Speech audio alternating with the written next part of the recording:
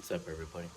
Robbie Rat here, and I am sipping some coffee, hanging out in front of the wood furnace down in the basement.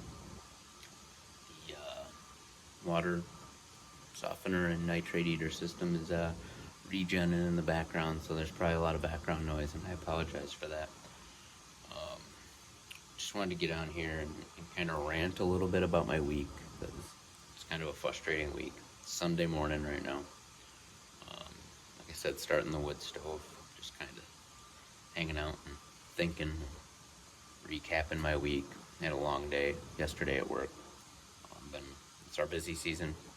For those who don't know, I work in the wood stove and hearth industry. I do wood stoves, gas stoves, pellet stoves, all fuel sources. We also do coal, and we serve oil flues. I don't work on oil furnaces or boilers or anything like that, but I do service the chimneys for them. And just wanted to kind of rant about my week. I've never really been in a position to train new guys before, and I grew up working for my grandfather, and then after I left working for my grandfather, went out on my own, worked for another old school carpenter for a long time, and both of them were gigantic jerks, if I'm being right or honest. And I never fully understood it. I'm like, man, why are they so mean? Like, they would get through to people better if they were nicer. And the more I train younger guys, the more I understand Grandpa, and the more I understand Dan, who was the other guy I worked under. Just want to go visit both of them and be like, I get you, dude. It's so much better now. And I just have such a respect and appreciation for, even though at the time it didn't seem like patience to me, how patient they really were with me, considering how annoying training people can be. Check this out. Oh, look how pretty fire. A little top down burn. She's been burning for a minute. Catching the lower stuff on right now. You always want to do a small hot fire. I know this isn't the point of this video, but we're here, so we might as well do it. Small hot fire on top. It's trickling down in a crosshatch pattern, you know. Bottom ones go this way, second layer this way, this way, this way. Kind of like a hashtag symbol or a pound sign, whatever you want to call it, depending on your generation and age. But the wood gets smaller as it goes up. Start a small fire on top. It's going to correct that draft and be far less likely to smoke back into your home. This has already been corrected, and it was corrected fairly quickly. Because a cold flue system, the air is going to be pushing down toward the firebox of the stove. So until you correct that draft and get it to go back up the chimney, because hot air rises, cold air drops. Cold air is heavier. So, yeah, just a little tidbit there. I had a friend who's also a customer of mine call my wife. They're part of our homeschool community, and she was trying to start her wood stove yesterday, midday, and was having a heck of a time. It was smoking her house out. I'm actually going to be at her house Tuesday for a service call. I actually broke her stove in the spring when I was there, accidentally, not intentionally. Like I said, good friends of our family, and a customer of mine, I installed the stove and chimney system, and was just in a hurry and careless, and I snapped the bolt off. So I got to return Tuesday with a tap and die kit, and you can see this fire's exponentially growing as everything's trickling down. But anyways, back to the point of this video is a little something that my grandfather burned into my head as a young man. And dealing with these newer guys this week, I had one day where they both called in, 2 apprentices called in. So me and my boss are scrambling, because there's just 4 of us technicians. Me and my boss is the veteran technicians, and our 2 apprentices currently. And they both called in on the same day. I knew it was BS. I knew neither of them were sick. They were just kind of tired and burnt out, which I get. I mean, I haven't really had a day off. As most of you have been seeing with a lot of my videos I've been doing on the old Ford lately. If I do work my 9 to 5 or side work on Saturdays, on Sundays after church, I'm going over and I'm working on the old Ford until either the sun goes down or the weather doesn't allow it, right? And I'm close to getting her done, and yeah, I'm excited. I need it, and I need it to be done because I got a lot to do around here that I want to show you guys before the snow flies. I gotta sure up the greenhouse because it ain't gonna be done before winter, but I gotta sure up the framing a little bit more so that the winter snow load and winds don't topple her, because then if it bends up my ribs, it'll be all for naught.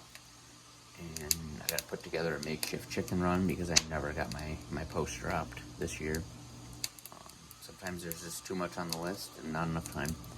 And I know a lot of folks out there that are, you know, doing a lot of these things, starting a small scale farm or homesteading, whatever you want to call it. I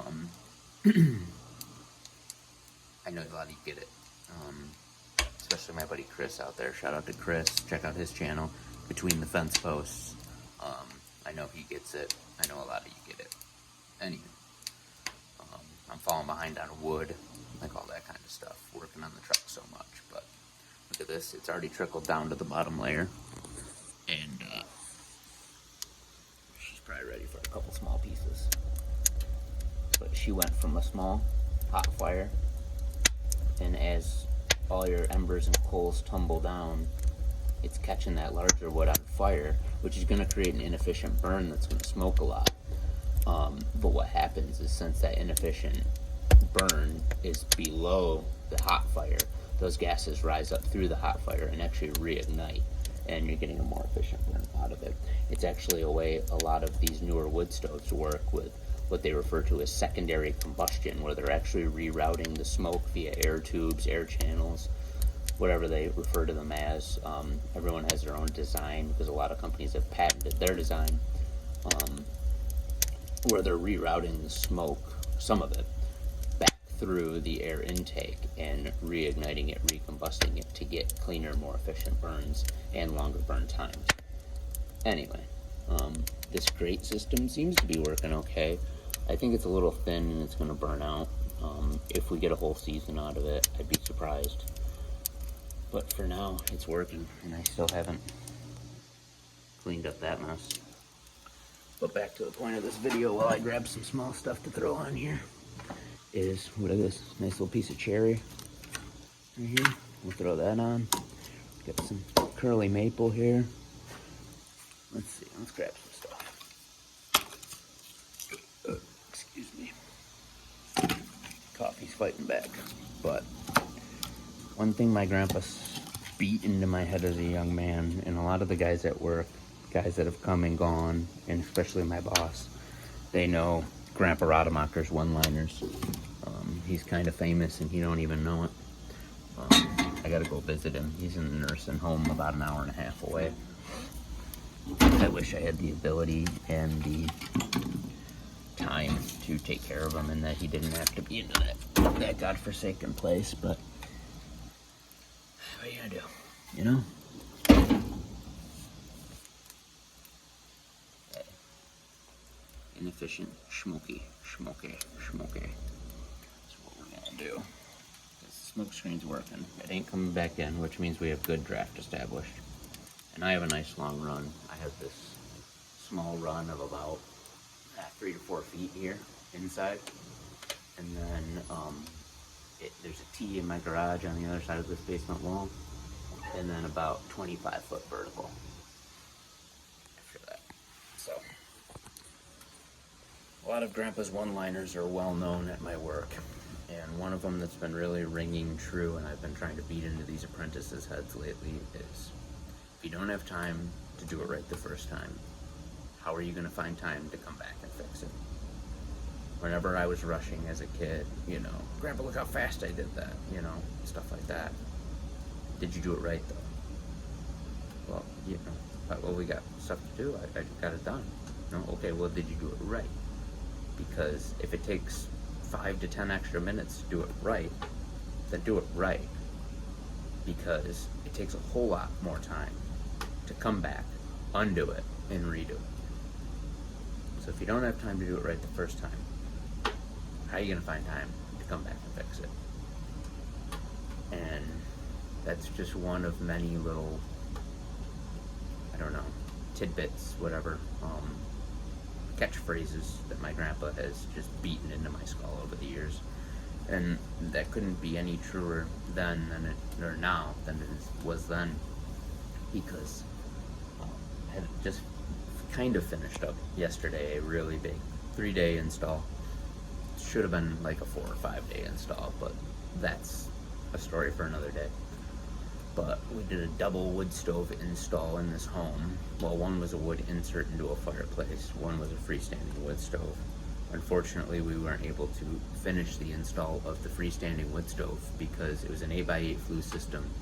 An insulated wood liner is about 8 inches outside diameter, so you have to knock the flue tiles out. We use all sorts of right angle drill with heavier steel rods and all sorts of medieval, like, war tool looking apparatuses to pulverize the old clay flue tiles and knock them out of the chimney. And in doing so, you buy yourself usually another 2 inches or so of space, and most of the time you can get an insulated liner down. Well, when we removed the flue tiles going to the basement, because the freestanding stove was going to the basement and the wood insert is in the living room of the home,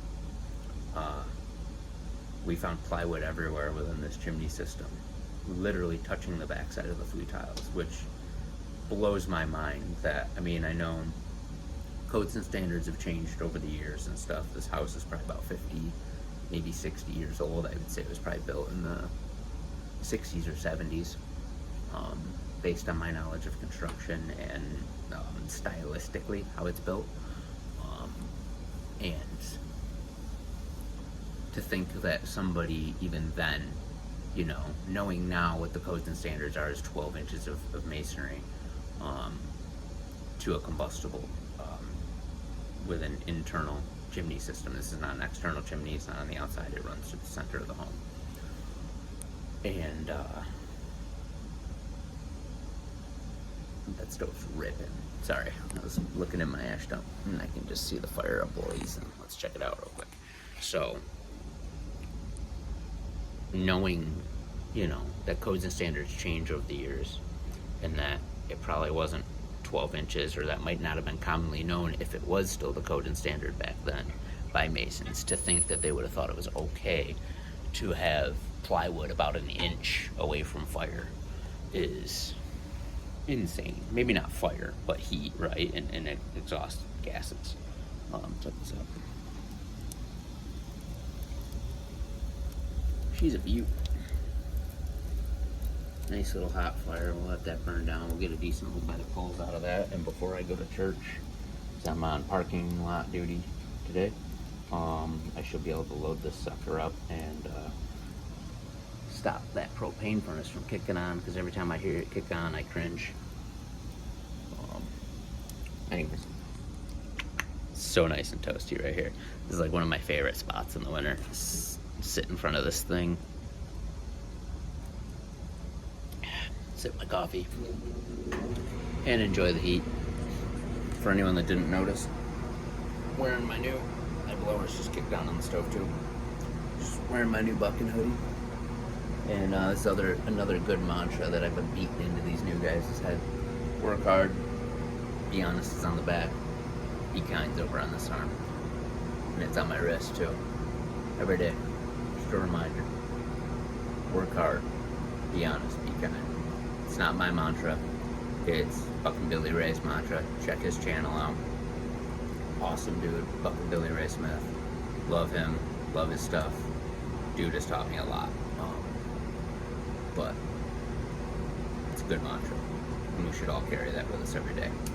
Anywho, so I had the young guys install the basement stove. It's an MF Fire Nova on a tower base. It's not a stove I'm very familiar with. It's a newer stove we're a dealer for. I've only ever installed one once, and I didn't assemble the base and everything like that. My boss did the one in our showroom, so it's a stove I'm really not familiar with, so I kept harping on the guys, read. As men, we struggle to read manuals, right? It's just part of our nature. It's part of our pride, and pride's an issue, and we need to check it when it hinders us. And they kept just complaining, these manuals sucks, which is probably true. It's probably not as good as some of the other manuals for other stoves that we're dealers for.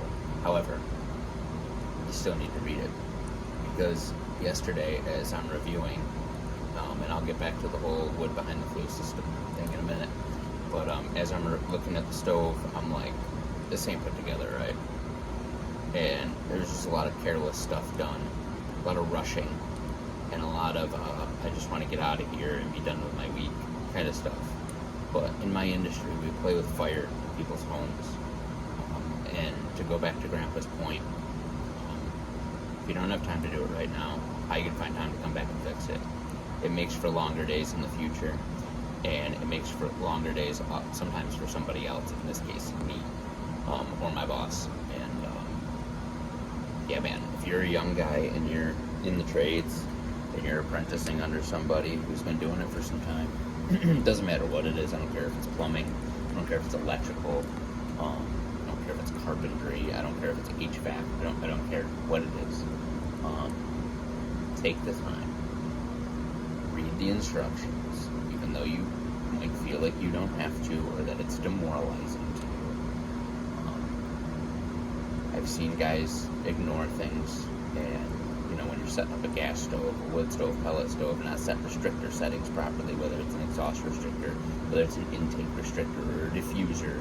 Some of these things might mean nothing. Some of you might know exactly what I'm talking about. I've seen it cause premature firebox failure. A tall, nasty, sooty flame could crack a firebox. You know what I mean? We're playing with fire in my industry, in people's homes. Take the time. Do it right. Don't do it at all. I don't know. Just frustrated. They're good kids. I was actually just starting to advocate for them to each get a raise. But right when I started talking about it, not to them, but to the boss, myself, like, hey, I think, we need to start, they've been doing good. I think we need to show them that we acknowledge and see that they're doing good. And then they started slipping and being careless. They went from being right on point, to getting comfortable and slipping. And none of us in any aspect of our life should get comfortable and slip up, whether it's with our spirituality, our faith, whether it's with our work, whether it's with our security, at home or something like that. Stay sharp, stay frosty. I don't know. With that flue system, we found all that wood there. I need 4 inches, even with an insulated liner, to combustible materials, and this plywood is in places where I'm not getting it out. It's sandwiched in the chimney system by the mason 50, 60 years ago when it was built. There's no good way of getting it out at all. So right now I'm exploring another liner system. I've only ever used it once before. It has much lower clearances. It's much more expensive, but it's going to be the only way we can probably get wood to work in this system. And so unfortunately we were able to finish the wood insert liner system and everything, terminate it, even though it rained all 3 days. This customer has a metal roof. Very sketchy 3 days. I thank the Lord that I got it done, got what I got done, and got it done safely, and I'm still here and not broken in any sort of ways. And yeah, we're going to be kind of resubmitting some new estimates for him, and going from there. Unfortunately, with things like this in certain industries, there's just unforeseen things. The customer wanted to be a little upset with us, but by the end, when we explained it and showed it all to him and said, you know, like, could we have just maybe got the other style of liner down? One, I think it was too tight, it wasn't going to go anyways. But two, because there's an offset in it too, so the chimney does a slight jog, maybe about a 18-inch offset, which doesn't seem like a lot. I've seen much more, and it's a pretty shallow one, but still, being a narrower, you know, being an 8x8 system and maybe not 9x13 or something, that would give me much more room to manipulate that liner and get it to bend around that offset. It would probably be a bear getting that liner down, and it would probably come down to stripping that insulation off, which is going to make my clearance to combustibles greater. So it wasn't going to work. So we're resubmitting the estimate. I'm going to have to get back to it, but the customer was very understanding of it, and by the end, just appreciative that we didn't force something to work that could have been a huge fire hazard for his home and his family, because he has a wife and a young son that live there with him. And I'm always under an audience of one. I'm never going to do anything that is going to force me to not sleep well at night. I don't play games when it comes to fire in people's homes. I'm going to do it right, or I'm not going to do it at all. So, to end this, because I think I'm rambling at this point, if you don't have time to do it right the first time, how will you find time to come back and fix it? Hope everyone has a blessed day. Take care.